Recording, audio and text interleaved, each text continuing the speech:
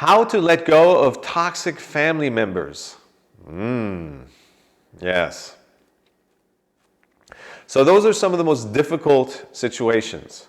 From a practical standpoint, again, it's always important to know your boundaries, to set boundaries, and to create the necessary distance so that the energy of the toxic energy doesn't drown you and pull you into it and make you ill. Now, it's particularly challenging with family members because it's harder to distance yourself like that. If it's completely toxic, even then, this is the cards you've been dealt this life. You need to find a way to manage this situation. And distance even there applies, even with family members. It's unfortunate, but you are the one who's breaking the pattern. You are the black sheep, right? You're going to heal their wounds because you refuse to participate in the same old behavior. The fear and the anxiety, the generational stuff that's been passed along, you're the chosen one who sees it, who doesn't want to participate. So that is a big calling, and that necessitates, you'll have to make big decisions to be you and be true to that inner calling. So recognize that, yes, this is definitely a big challenge, but it's not unsolvable. You've been put into a position that is very challenging, but only because you're ready for it, right? You have the skills, you have the ability, the awareness to see that that's not healthy, that that's not the way to go. And instead of just kind of giving in and repeating the patterns, you have the gusto, the drive, even though it's very hard, but there's something inside of you that's saying that I'm not going to do this. I'm not going to participate in this any longer. So you have to, again, stay true to you. We have no choice in life, right? There is no choice ultimately. If we go against ourselves, it doesn't lead to anything good. We have to be true to our voice, and sometimes that's an easier decision, sometimes it's a harder decision. I didn't have that with my family, but I had that in the work life. I just did not feel comfortable working in office environments, and I would grow.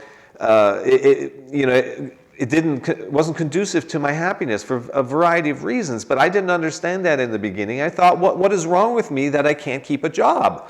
2 years go by, and then I just need to go. Then a year went by, and then I couldn't, 6 months, 2 months, and then I had to realize I'm not cut out for that kind of work, and I have to forge my own path. And it was big and scary and not easy, but you have to stay true to yourself ultimately, right? There's no shortcuts, and there's no turning a blind eye to who you are for very long. It just comes back and bites you.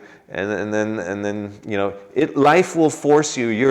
The blueprint of you will force you to deal with whatever situation that you have the awareness, the self-awareness that I need to bring change to this, and you have to just step up and embrace that. So that involves both the practical aspect of creating distance there's plenty of. I did a post on be the black sheep a while ago. A lot of resonance with that. I think we all identify ourselves a little bit with that, so you can find community of other black sheep. Maybe someone should create a board or community. I'm sure there are Reddit forums where people like-mindedness where you can go to find comfort. As you do even in our conversation here. Find comfort in the fact that you have that situation, but there are others who also are in those situations, many others in fact. I hear about this all the time. So the care and the support and the love and the attention that you might not be getting from the home base, you can find that in other places. Don't judge yourself that you can't make it work in the family. You have to stay sane. You have to keep a healthy distance there. Don't come from a place of wanting to change them. because that's probably the greatest source of friction. You're basically in a huge state of resistance, and it comes from a wonderful place. I know family members, you want them to be different. You want them to see the light and get out of their pain and their suffering, and you can't force it. Everyone's on their own timetable. You have to take care of yourself. Of course, stay open, look for opportunities where you can, maybe push a little bit, create a little awareness, but the best you can do really is just to be you, right? And to be you in a toxic environment, it's very challenging, but in combination with the distance, keep the touch points to a comfortable, minimum. Don't go beyond that so that you feel so triggered that you get pulled into it. But you can find a balance there where you can still impact the people in your family through your presence of being you. Because that goes beyond words. It's not intellectually trying to convince anyone, arguing this way or that way. Those are just, again, things of the mind, and people become defensive, and you become defensive, and then you get pulled into the whole thing again, right? So just being you in the family, the same thing applies to workspaces and with friends and other situations. There's no better way to influence the world and create more self-awareness than to be you.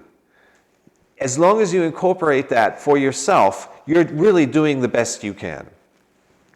You don't need to think like you need to do extra, because then again you're trying to control and manipulate things, and you have some attachment there that, well, you want them to be a certain way so that you can feel good about it, so that you can feel good about yourself and feel good about your family and feel good about the parent that you have or sibling. It's understandable, but that's what's causing you the friction. So with that awareness, perhaps the toxicity just becomes a great deal less, just by not trying to change them, by not being in resistance to your toxic family members. You can already reduce kind of the anxiety that you feel and the negativity that you feel, because you've stopped judging them. Again, you can't expect anybody to be someone they're not. This applies to anything in life, especially in family members and friends, but everywhere, right? They are who they are. You have to just see them for that. Be who you are, and whatever they're capable of, they will pull from that. They see you confident, more joyful, not reactive, not in resistance. That creates an opening. If you're arguing with them, then you're just butting heads, right? And people become defensive and entrenched in who they are. But if you give that space of just being yourself, and they're not being confronted or you're not pushing against them, it creates an opening for them to actually not be in resistance to you, because they're also in resistance to you, right? So this suddenly there's an opportunity for real change to come in.